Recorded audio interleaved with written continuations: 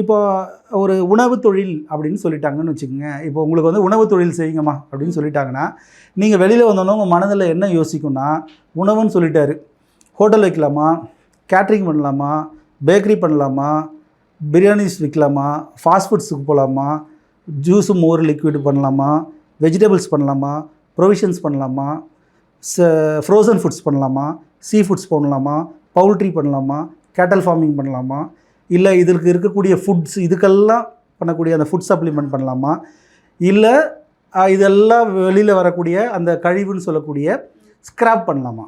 இதெல்லாம் இவ்வளோ சொன்னால் நான் உணவு இப்போ உணவுன்னு சொல்லி உங்களை விட்டுட்டோம்னா இதில் எதை நீங்கள் டிசைட் பண்ணுவீங்க?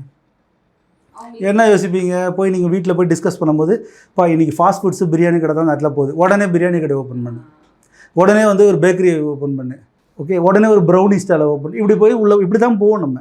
இப்படி உள்ளே போகும்போது என்ன நடக்கும் அப்படின்னா, சக்ஸஸ் கிடைக்குமா கிடைக்காதுன்னா கிடைக்காது. சப்போஸ் உங்களுக்கு இந்த மாதிரி ஃபாஸ்ட் ஃபுட்டு பிரியாணி சப்போர்ட் பண்ணுற நம்பர்ஸ் வைப்ரேஷன் இருந்துச்சுன்னா நீங்கள் போனீங்கன்னா மேலே டாப்பில் போயிடலாம். இல்லைனா நிறைய பேர் ஓப்பன் பண்ணி க்ளோஸ் பண்ணிடலாம்.